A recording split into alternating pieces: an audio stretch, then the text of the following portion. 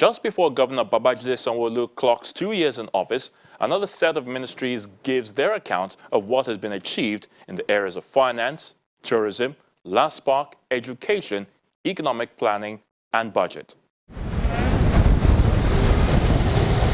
Lagos, the commercial nerve center of the country, is a city where everyone strives to make ends meet. In sustaining the commercial status of Lagos, the state government says it's filling all loopholes to make the city pleasant for all residents through its financial policy.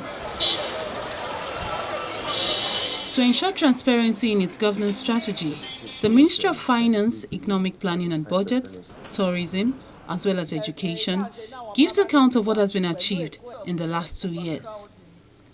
And the Commissioner for Finance takes the lead. We ended last year with an 88% revenue performance statewide, but our internal revenue service, which is the hallmark in terms of taxable revenue, were able to close the year with 101%. And this is not unconnected with the FORCE initiative.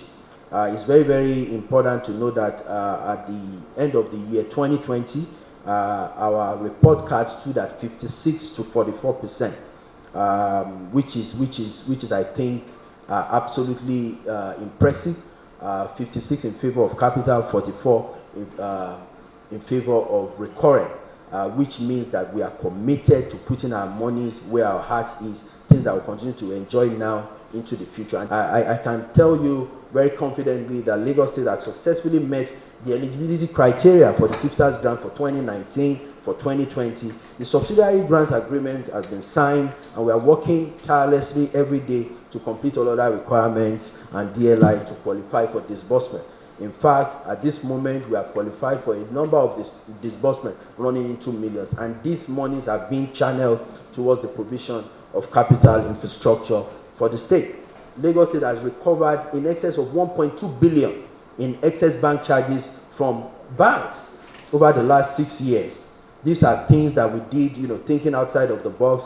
We're in the process of recovering even ground rent of defunct institutions like NEPA.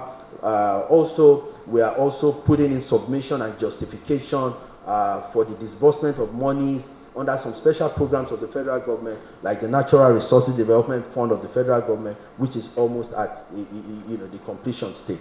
Its counterparts in the Ministry of Economic Planning and Budget highlights what the state government has put in place for the people of Lagos. It's our intention to invest intentionally in the human capital. And when we talk about our human capital development, we are talking about our people as it has to do with education and healthcare services. It's our view that natural resource is not enough to take any country out.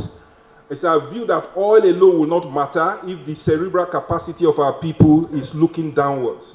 So as a people and as a state, we believe and we see that we have increased the investment in human capital by 33% to 160 billion, a testament that if our people do well in the way they think, in the way they are cultured, and in the way they execute, both in their businesses and in their coordination, Lagos State will also do well. We have moved up our focus and investment in infrastructure by 38% to 291 billion. We've also moved up our investment in human capital development by 33% to 161 billion. Indeed, our people matter. The people of Lagos does matter in the scheme of things in developing our state and taking it forward. But we can never forget health, because healthcare helps the productivity of our people, and we are still in the fight, right, of the pandemic, and therefore we've put in about 106 billion in healthcare.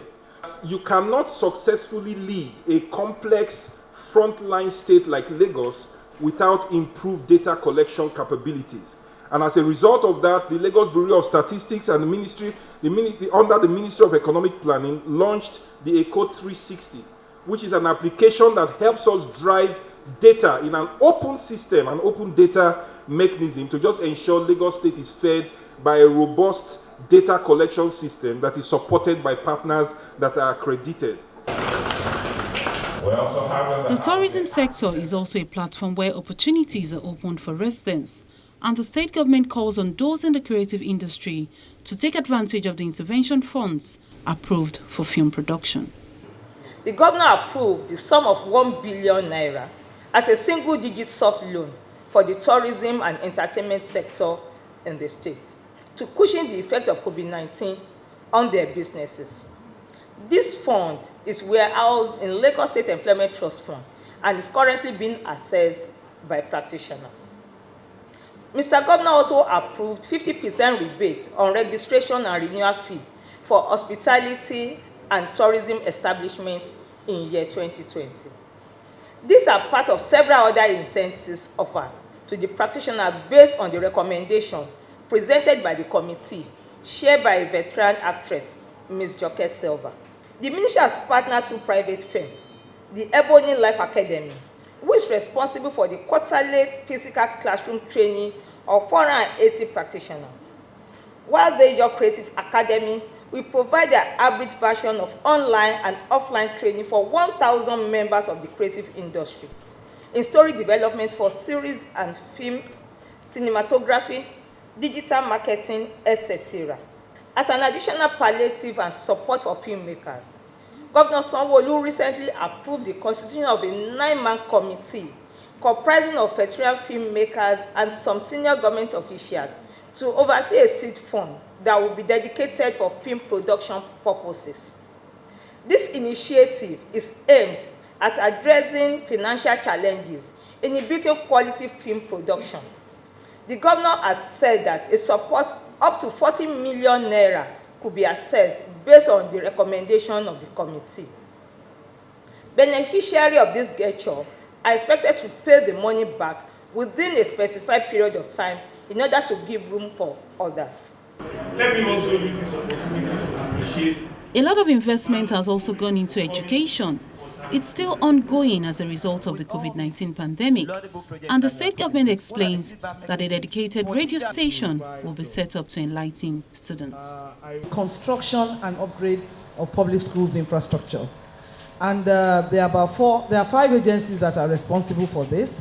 The Ministry of Education itself, the Lagos State Universal Basic Education Board, the Lagos State Infrastructure Maintenance and Management Agency, LASIAMA, and the Special Committee on Rehabilitation of Public Schools, as well as the Lagos State Vocational Education Board. And together, these agencies have worked on 1,097 projects across 970 schools in the past 2 years. And here we are talking about schools all the way from primary up to senior secondary, as well as the vocational schools. We have built 300 classrooms, 7 new hostel blocks, 87,000 units of dual composite furniture for 755 primary and secondary schools. And LASIAMA has commenced what we call all-round facility management. And this is because we do not want a situation where we come back a couple of years down the line and the buildings have deteriorated again. As we are building them, we are putting into them a deliberate structure of facilities management. If we are providing education to all children, then no child should be left behind, and regardless of the child's abilities or disabilities. And so we are re-inaugurating the Lagos State Orphans and Vulnerable Technical Committee, and we are working on all our schools. We are even setting up new inclusive schools.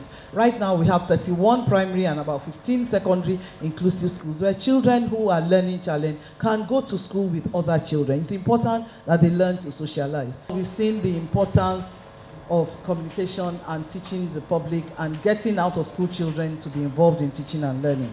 So we want to establish a radio station solely dedicated to education. We have started the process. It's a long process. Approval has to come from Abuja, but we started the process and we think we are getting close to approval. We are going to launch 6 mathematics laboratories, just like the ones that Casio donated, and they have promised that they will themselves donate the 6 labs to us. In every district, we'll have a mathematics lab. The tertiary institutions are not left out in the transformation plan, as over 20,000 students get trained. So far, we've done 107 public libraries across the state in our public schools. So you can see the picture before and after the upgrade. And hopefully by next year, we want to do about 100 plus, so we can see how we can close the gaps. Now, under this office also, we have the initiative called the Digital Skills Initiative Lagos 2020. Under this initiative, we're able to train 120,000 students and pupils in our public primary and secondary schools in 720 schools across the 6 educational districts in the state. Teach them coding, scratching, cloud, and all stuff. Under this, we now have a phase 2. The phase 2 was meant to engage those students between leaving school as school start holders or primary school leavers and then trying to gain admission. Because one of the lessons from the NSAS crisis was that we had a lot of our youths not fully engaged. So to this end, we were able to engage 25,000 of our youths and then empower them across the state. To keep the environment healthy and clean, planting trees has been intensified due to its benefit of providing oxygen, limiting carbon in the atmosphere, and reducing air pollution. The General Manager, all other courtesies. The state agency, who is responsible for the beautification of parks and gardens, as well as planting trees across the state, is also outlining what has been achieved in the past 2 years and calls on all residents to conserve natural resources and protect the ecosystem. What we want to do is do a lot more advocacy, encourage people to beautify. You find that even we have a very good partnership with LASA, Lagos State Signage Authority, because when they have their outdoor practitioners put billboards, they work with us, they send them to us to ensure that they beautify the spaces around their billboards.